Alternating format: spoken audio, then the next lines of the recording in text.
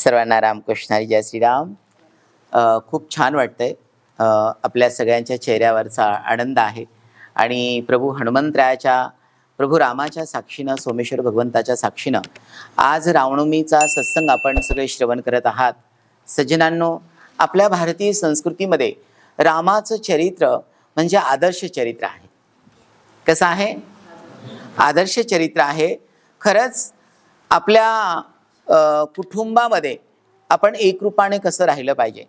म्हणजे रामाचं जेवढं प्रेम माता कौशल्यावरती आहे तेवढंच प्रेम माता सुमित्रावरती आहे आणि तेवढंच प्रेम माता कैकेयीवरती आहे. ज्या कैकेयी मातेच्या आदेशानं म्हणा किंवा तिच्या प्रयत्नानं राम 14 वर्षे वनवासाला गेला, पण ज्यावेळेस राम वनवासाहून आला तर पहिला प्रथम नमस्कार कोणाचा केला? माता कैकेयीचा केला. आता असं होईल का? आता असं होईल सांगा? नाही होणार. का बरं? कारण की त्या त्रेतायुगातला राम म्हणजे जसं वाल्मिक ऋषीने जसं रामाचं दिव्य चरित्र आपल्या सगळ्या सज्जनांसाठी, सृष्टीसाठी टिपून ठेवलं, तसंच मर्यादा पुरुषोत्तमाला रामाला वागावं लागलं. आता बघा, रूप एक आहे पण अनेक प्रकारचे लोक कामं करत आहेत. वाणी एक आहे पण अनेक वेगवेगळ्या शब्दांचा ते प्रयोग करत आहेत. हो, राम तसा नव्हता. कारण की रामाने जे बोलावं ते पूर्ण करण्यासाठी पूर्ण आयुष्य रामाचं गेलं. राम 32 वर्ष जगला. किती वर्ष जगला? पण त्या 32 वर्षामध्ये मला असं वाटतं, राम होता तेव्हाही रामाचं अस्तित्व होतं, राम जन्माला आला तेव्हाही रामाचं अस्तित्व होतं, आणि रामाने शरयूमध्ये, त्या पवित्र जलामध्ये, नदीमध्ये हे देह विसर्जन केला तरीही रामाचं तेवढंच अस्तित्व आहे.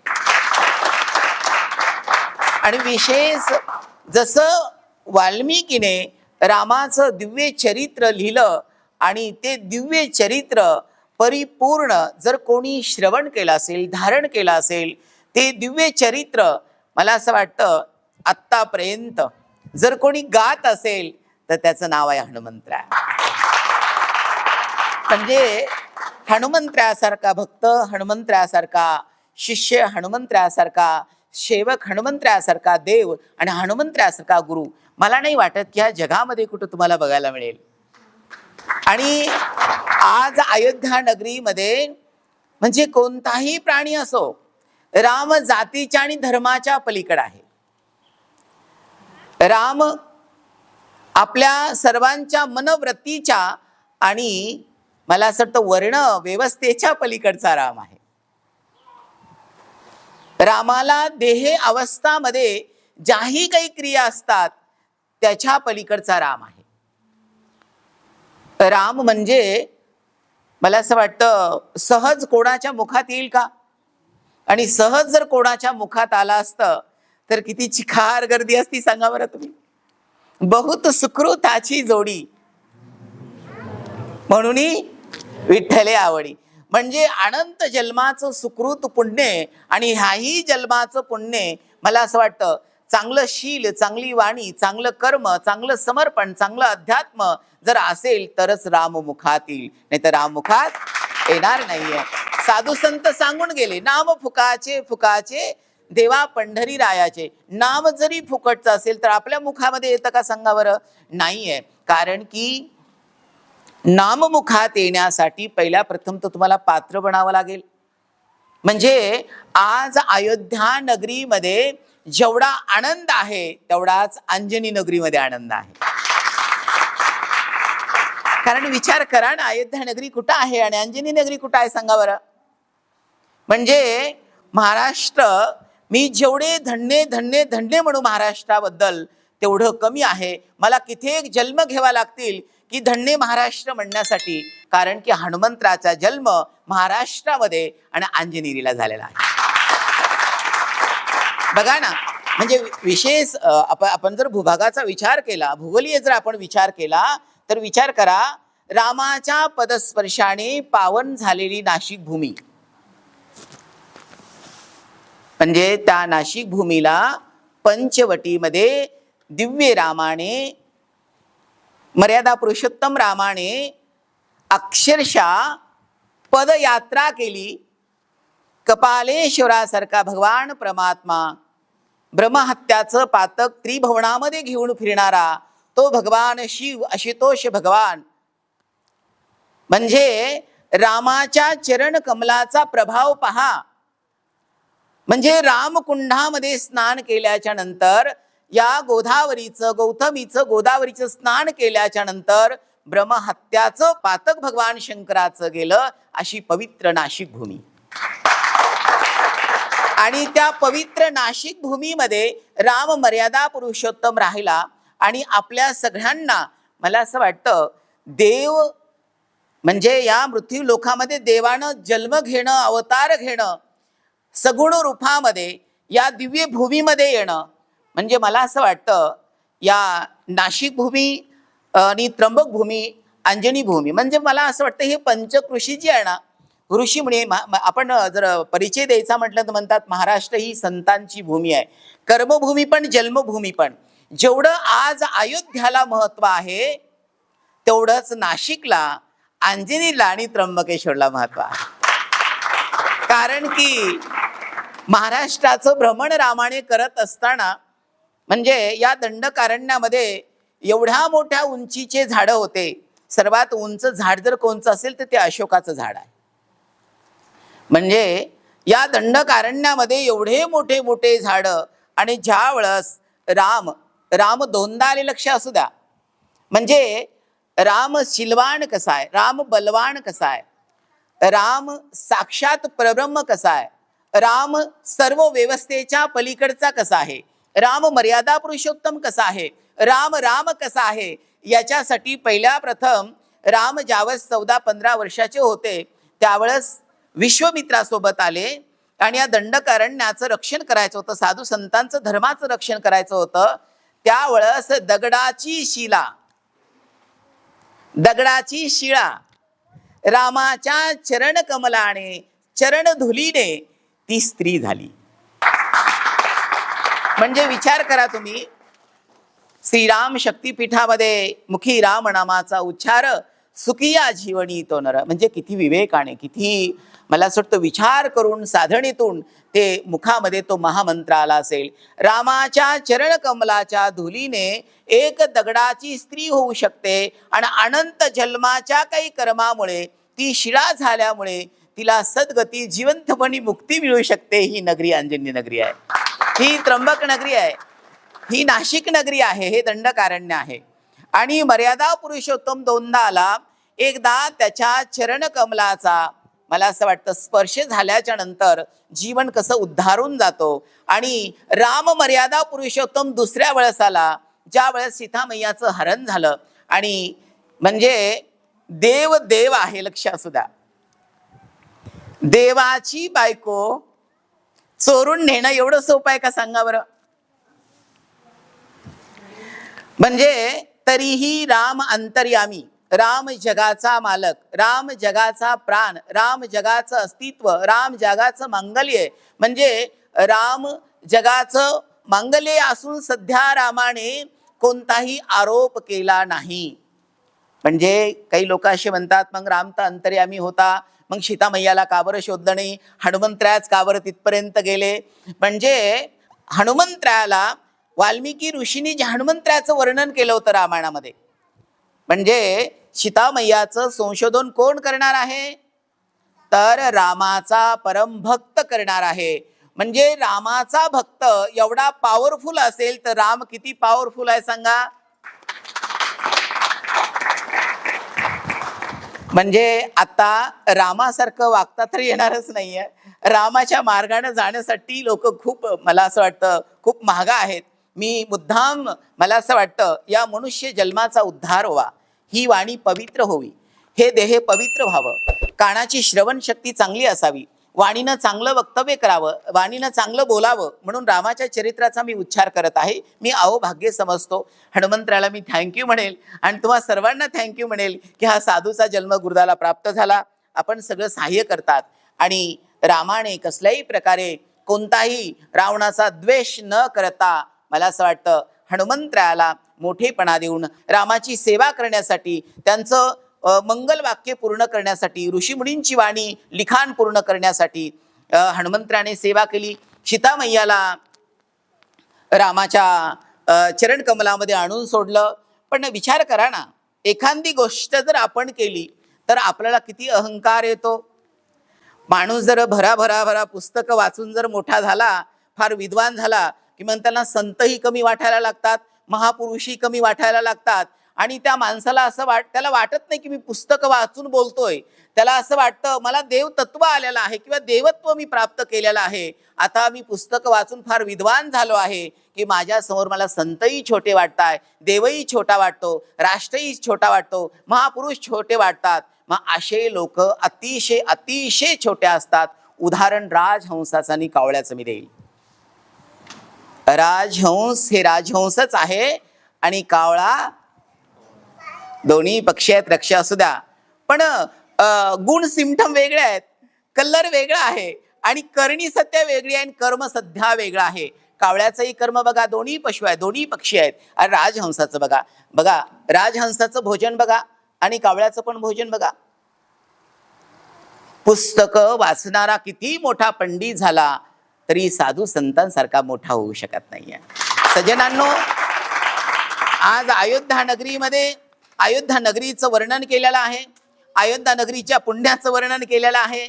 म्हणजे अयोध्या नगरीचं जेवढं वर्णन आहे तेवढं शरीयूचं आहे, तिथे जाणाऱ्या लोकांचं आहे, तिथं राहणाऱ्या लोकांचं आहे, त्या देवतेचा आहे. आणि जेवढाही आनंद अयोध्यामध्ये आज आहे तेवढाच आनंद माझ्या अंजनी नगरीमध्ये आहे. कारण की तिथला हा महापुरुष, तिथला महापुत्र म्हणजे अंजनी पुत्र हनुमंतराय हे चिरंजीव आहेत. आणि त्यांच्या मला असं वाटतं जन्मभूमीसाठी, प्रचार आणि प्रसारासाठी हनुमंतरायाने गुरुदेवाला निवडलं. तुम्ही सगळे सहकार्य करताय. आपला रथ लवकरात लवकर येणार आहे. आणि मला असं वाटतं की आपण जिथे बसलेले आहात हनुमंतरायाच्या चरण कमलामध्ये बसलेले आहात. इथून 2-3 किलोमीटरवर अंजनेरी आहे. इथून 9-10 किलोमीटरवरती त्र्यंबकराज आहेत, ब्रह्मगिरी आहे. आणि मला असं वाटतं 20-25 किलोमीटर आपला नाशिक आहे. तर ह्या पंचकृषीमध्ये हे श्रीराम शक्तीपीठ बसलेलं आहे. आणि मला आपल्याला आज एवढंच सांगायचं, रामनवमीच्या निमित्तानं रामासारखं ज्याचं शील आहे, हनुमंतरासारखी ज्याची भक्ती आहे आणि या दंडकारण्यासारखं हनुमंतराच्या जन्मभूमीसारखी पवित्र भूमी आहे, असं तीर्थ जगात कुठेही नाही. हनुमंतराय प्रत्यक्षात तीर्थ आहेत, राम प्रत्यक्षात तीर्थ आहे. आणि ज्या ठिकाणी ह्या दिव्य महात्म्यांची, ह्या देवलोकाचा जिथं जन्म झालेला आहे ते तीर्थक्षेत्र आहे. रामासारखं जर सिलवान वागायचं असेल तर काय करावं लागेल?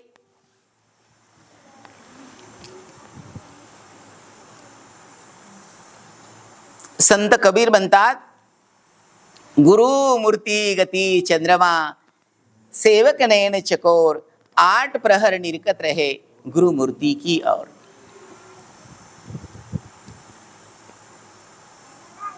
बघा, कासवा बरोबर जर सशाला ठेवलं तर कासव सशासारखं पळणार नाहीये, पण ससा मात्र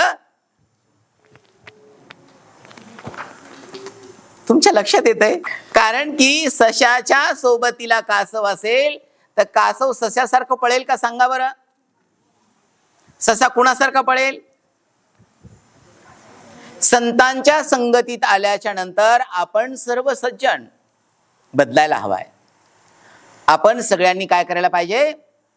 आपल्या सद्गुरूचे, मला असं वाटतं, बोलणं कसं आहे, वागणं कसं आहे, आपल्या सद्गुरूला नेमकं काय आवडतं, आपल्या सद्गुरूचा स्वभाव कसा आहे, नेमकं आपल्या सद्गुरूचं कार्य कसं आहे, कार्य जर थोडं फार जर शिष्यांना त्याची जाणीव असेल तर मला असं वाटतं राग, द्वेष, अहंकार, मीपणा ह्या सगळ्या गोष्टी कुठेही राहणार नाहीये. हो, ह्या व्यासपीठाची जी पॉवर आहे, ह्या व्यासपीठाची जी एनर्जी आहे, ह्या व्यासपीठाचं जे मला असं वाटतं अस्तित्व आहे, ह्या व्यासपीठाचा जे जर्नी आहे, प्रवास आहे, मला असं वाटतं ते वाणी देत असतो आणि ते बोलून घेत असतो. धर्मो रक्षिती रक्षितः. जो धर्माचं रक्षण करतो, धर्म त्याचं रक्षण करतो. कारण की रामाचा जर आदर्श घ्यायचा असेल, हनुमंतरायाचा आदर्श घ्यायचा असेल तर मला असं वाटतं वाल्मिकीने ज्या वेळेस रामचरित्र लिहिलं त्यावेळेस राम नव्हता, रामाचं अस्तित्व होतं, राम निर्गुण रूपानं होता, पण प्रत्यक्षात माता कौशल्याच्या पोटी जन्म घेतलेला नव्हता.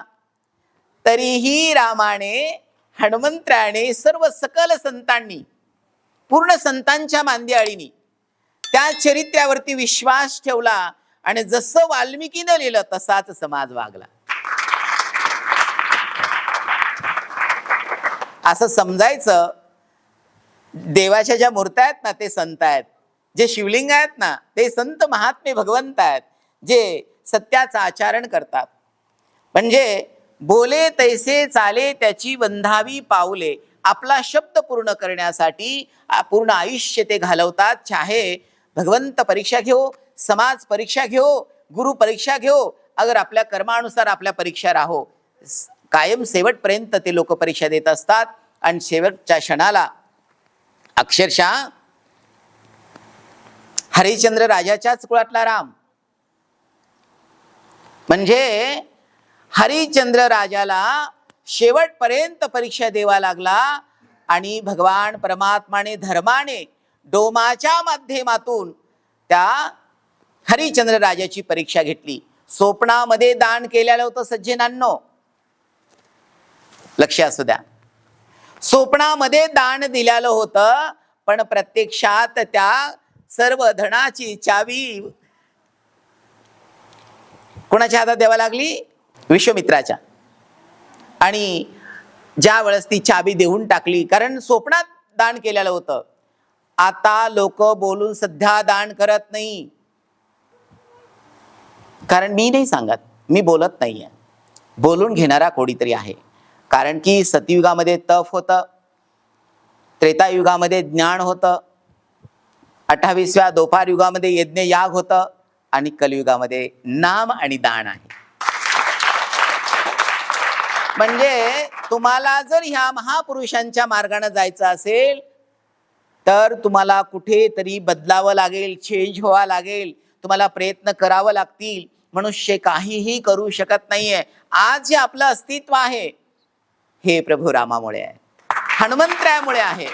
जोपर्यंत तुमच्या हृदयाची धडकन चालू आहे, तुमच्या हृदयाचे फंक्शन चालू आहेत, तुमच्या हृदयाची क्रिया चालू आहे, तोपर्यंतच आपलं अस्तित्व आहे. मी स्वतःला भाग्यवान समजतो. प्रभू हनुमंतरायाने, विश्वाचा मालक रामाने, विश्वाचा गुरु भगवान विश्वनाथाने, हो माझ्यासारख्या साधारण लेकराला निवडलं आणि भगवे कपडे घातले, कारण माझ्यावर विश्वास ठेवला. आता जगामध्ये काय काय चाललंय लक्ष असू द्या. जगामध्ये काय काय तुम्ही बघताय तर लक्ष असू द्या. पॉझिटिव्ह बघाल तर पॉझिटिव्हच व्हाल, निगेटिव्ह बघाल तर निगेटिव्हच व्हाल. बातम्यांपेक्षा, मोबाईल पेक्षा स्वतःवर विश्वास ठेवा. मला माहित आहे सगळं जग निगेटिव्ह होत चाललेलं आहे, कुंभ येतोय. बाबा नाव प्राप्त करणं सोपं आहे, पण बाबा म्हणून पूर्ण जीवन जगणं फार अवघड आहे. सज्जनांनो लक्ष असू द्या. अवघड म्हणजे मी जिथे चाललेलो आहे तिथे कोण आहे लक्ष असू द्या. तुम्ही स्वतःकडे पाहता पाहता, स्वतःचे गुणदोष पाहता पाहता, मला असं वाटतं आपण समाजामध्ये जगायला शिकायला पाहिजे. आपण जिथे नतमस्तक झालात, जिथे शरणागती आहे, त्या महात्म्याचं कार्य काय, त्या महात्म्याची वृत्ती कशी आहे, तो महात्मा कसा स्वभावाचा आहे. मी अभिमानानं सांगतो, आम्ही शिलवान आहात, आम्ही हनुमंतरायाचे भक्त आहात, आम्ही श्रीराम शक्तिपीठाचे पायक आहात, आम्ही राष्ट्रभक्त आहात, आणि आम्हाला अभिमान सध्या आहे. कारण जे शिलवान लोक आहेत त्यांच्या मुखातूनच नाम गेलेलं रामाला आवडतो. हो, महानंदेला भगवान विश्वनाथाने हातातलं कंगन काढून दिलं, महानंदेला आत्मलिंग दिलं, आणि दुसऱ्याच दिवशी भगवान परमात्मा परीक्षाला गेला लक्ष असू द्या. आणि त्या दिव्य भव्य अशा साधवीने महानंदाने भगवान परमात्माला पाहिलं आणि देवा आता माझं सर्वस्व गेलेलं आहे, कारण माझं जे तू दिलेलं होतं ते माझ्या देवाऱ्यात मला दिसत नाहीये. आणि काही क्षणामध्ये महानंदेच्या सर्व आश्रमाला आग लागली, जळून भस्म झालं. आणि महानंदेला भगवान परमात्मा म्हणतात, मी तुला दिलं होतं ते आत्मलिंग कुठं आहे, ते कंगण कुठं आहे? आणि महानंदाला असं वाटतं आता सगळं जळून गेलेलं आहे, मी देवाला काय देणार आहे? आणि माझ्याकडे देवाला काही देण्यासाठी नसेल तर मी यज्ञ कुंडामध्ये उडी मारलेली वेळी महानंदाने स्नान केलं. ओल्या वस्त्रानं जेव्हा त्या यज्ञामध्ये पेटलेल्या महानंदानं उडी मारली तेव्हा त्या भोलेनाथाने कृपा सिंधूनं अशी महानंदा झेलली. देव भक्ताला पळू देतो का? देव भक्ताला त्रास देतो का? नाही. पण लक्ष असू द्या, आपली भक्ती सध्या ओरिजिनल असली पाहिजे, बरोबर आहे ना? आणि भक्ती ओरिजिनल होण्यासाठी आपल्या मनातले संशय आज घालवा. आज रामनवमी आहे, आज रामाचा जन्मदिवस आहे, आज धर्माचा जन्मदिवस आहे. लक्ष असू द्या. लोक म्हणतात का हो गुरुदेवा, अवतार म्हणजे काय? धर्माचा जीर्णोद्धार म्हणजे काय? धर्माची स्थापना म्हणजे काय? तर आज धर्म स्थापनेचा खरा दिवस आहे सज्जनांनो. म्हणजे धर्मस्थापना म्हणजे रामासारखा दिव्य पुरुष, हनुमंतरासारखा दिव्य पुरुष, साधू संतांसारखे दिव्य पुरुष आज जन्माला येतात. आणि जिथे अधर्म आहे, जिथे स्त्रियांवरती अन्याय होतोय, सज्जनावरती अन्याय होतोय, साधूची बदनामी होते, नदीचं पाणी खराब होतोय, गायीची हत्या होते, सज्जन व्यवस्थित राहू शकत नाहीये, आणि चोरांचं राज्य येतो, धर्म लंगडा होतो. आणि तेव्हा रामासारखे दिव्य पुरुष जन्माला येतात, हनुमंतरासारखे दिव्य पुरुष जन्माला येतात, आणि त्याला धर्माची स्थापना म्हणतात. भगवान श्रीकृष्णाने गीतेमध्ये सांगितलं, यदा यदाई धर्मस्य ग्लानिर्भवति भारत. आणि विशेष भारत महाराष्ट्र आहे की इथे या दिव्य पुरुषाचा जन्म झालेला आहे. आपण रामाचा आदर्श घ्यायचा असेल ना, आज रामाला सांगा, हनुमंतराला सांगा, राम नामाची जी वही श्रीराम शक्तिपीठाची खरी श्रीमंती आहे. राम नामाची जी वही आहे ना, म्हणजे आज श्रीराम शक्तिपीठामध्ये उदाहरण कुणाचं म्हणजे नाव कोणाचं घेणार नाहीये. एखाद्याला श्रीराम शक्तिपीठामध्ये एवढी निंदा ऐकून येऊ वाटत नाही, पण तो येतोच. एवढं पाप त्याच्याकडून होतं निंदा ऐकून, पण तो येतोच. हे मला असं वाटतं पुण्य फक्त आणि फक्त राम नामाचं त्या बालब्रह्मचारीचं आहे. म्हणजे शास्त्राने निंदा हे महापाप सांगितलेलं आहे. म्हणजे ज्या लोकांच्या मुखातून निंदा होते त्यांना 99% पाप लागतं, आणि जे ऐकतात त्यांना 200% पाप लागतं. राम मर्यादा पुरुषोत्तम ज्याच्या मुखात आहे, राम मर्यादा पुरुषोत्तम ज्याच्या स्वप्नात आहे, राम मर्यादा पुरुषोत्तम ज्याच्या जीवनात आहे, राम मर्यादा पुरुषोत्तम ज्याच्या वाणीत आहे, हो तो रामच आहे. राम राम म्हणता रामची होईजे, पदी बैसुनी पदवी घ्यायचे. म्हणजे निंदा करणारे लोक, ऐकणारे लोक बार बार इथे येतात. समजायचं हे फक्त गंगाजल नाहीये, हे प्रत्यक्षात रामनामाचं अमृत आहे. आणि ही अमृताची नगरी आहे.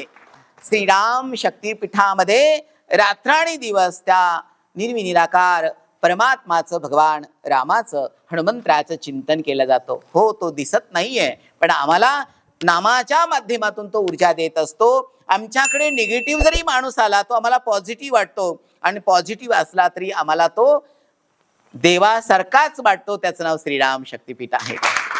सज्जनांनो, आज आपण सगळे संकल्प करूया, हनुमंता, प्रभू रामा, आम्हाला इतकं सुंदर मनुष्य जीवन दिलेलं आहेस, आमच्या मुखामध्ये राम येऊ दे, आम्हाला सद्गुरूचं दर्शन घडू दे, आम्हाला सद्गुरूची सेवा घडू दे, आमच्या कारणाने निंदा ऐकू देऊ नकोस, आमच्या वाणीतून वाईट शब्द प्रयोग करू देऊ नकोस. आमचा जो मार्ग आहे ना देवा, ह्या मार्गामध्ये ना हो काही अडथळे आणू नकोस. हा मार्ग ना देवा इतका निर्मळ असू दे की आम्हाला चालता बोलता मोक्षाचं दर्शन झालं पाहिजे, चालता बोलता त्या मुक्तीचं दर्शन झालं पाहिजे. कारण की संत मार्ग हे जिवंत मोक्ष आहे. माझ्या माता भगिनींनो, महापुरुषांनो, लिंबावर धाग्यावर कोणत्याही पॅन्ट शर्ट घातलेल्या बाबावरती बाबा म्हणायला मला फार दुःख होतंय. कारण की बाबा पॅन्ट शर्टवाले बाबा म्हणून घेताय आणि नंतर बाबा लोकांची बदनामी करताय, फार वाईट वाटतंय. पण बाबा होऊ शकत नाहीये. पण लक्ष ठेवा, पॅन्ट शर्टवाले जेव्हा व्यवसाय करण्यासाठी हिंदू धर्म फार सोपा वाटतो त्यांना, हिंदू धर्मामध्ये प्रवेश करतात, ग्रंथ वाचतात आणि धंदा करायला जेव्हा येतात ना, पण हिंदू धर्मामध्ये जे नामामध्ये जी ताकद आहे ना, ती ताकद त्याला जिथं होता तिथं पाठवते. तो जिथून आलेला आहे तिथं पाठवते. आणि त्याचं नाव हिंदू धर्म आहे. हिंदू धर्मामध्ये 4-4 बायकावले पण येऊन आमच्या बाजूला बसतात, 10-10 बायकावले पण आमच्या बाजूला येऊन बसतात, आमच्यापेक्षा चांगलं बोलतात, आमच्यापेक्षा नाटक करतात आणि आमच्यापेक्षा सगळ्या गोष्टी करतात. पण भगवान परमात्मा चतुर आहे. भगवान परमात्मा त्याच्या ज्ञान चक्षुंनी पाहत असतो आणि त्याची जागा कुठं आहे, त्याची पात्रता काय, त्याची कृती काय आहे आणि ते लवकरात लवकर त्याला करायला लावतो आणि जिथे होता तिथे पाठवतो. सावध राहा, सगळे सावध असू द्या, सगळे सावध राहा, लक्ष असू द्या, कोणावर विश्वास ठेवायला पाहिजे. कारण की हिंदू धर्म मला असं वाटतं फारच सगळ्यांना सोपा वाटतोय. बाबा झालं, जटा वाढवल्या, थोडेसे ग्रंथ पुस्तकं वाचले, लोकांना फसवायला फार सोपा आहे. लक्ष असू द्या, जो लोकांना फसवतो समजायचं की तो फसलेला आहे. तुम्हाला पटतंय सगळ्यांना? माझ्या सांगायचं तात्पर्य, माझ्या माता भगिनींनो, सज्जनांनो, विश्वास ठेवा. विश्वास हा तुमचा शुद्ध आत्मा आहे. विश्वास, श्रद्धा ही तुमची पवित्र भक्ती आहे. प्रेम मला असं वाटतं तुमचं माणूसपण आहे. तुमच्या अंतरंगामध्ये गुरुप्रती जे प्रेम आहे ना, गुरुप्रती जी भक्ती आहे ना, मला असं वाटतं तुमच्या संकटाला तीच धावून येत असते. संत कधीही चुकीचं बोलत नाही.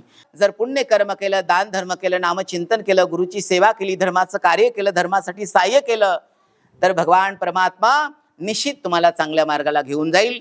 मी आज ह्या व्यासपीठावरून आपल्या सगळ्यांना एवढं सांगेल, आपण खूप सुंदर श्रवण केलं. राम प्रभूंना जे अपेक्षित होतं, हनुमंतराज जे अपेक्षित होतं, आपल्या सर्वांना आणि दंडकारण्यामध्ये जेवढेही जीव प्राणी आहेत, महात्मे आहेत, तेवढ्यांना जे अपेक्षित होतं ते भगवान परमात्मा माझ्याकडून बोलून घेतलं. आपण खूप छान श्रवण केलं. हनुमंतरायाकडे विनंती करतो, भगवान परमात्मा आपल्या सगळ्यांना उदंड आयुष्य देव, आरोग्य चांगलं देव, सगळ्यांच्या मनोकामना पूर्ण करो आणि विशेष तुमच्या हृदयामध्ये गुरुदाप्रती श्रीराम शक्तीपीठाप्रती असंच प्रेम राहो अशी विनंती करतो. सर्वांना जय श्रीराम.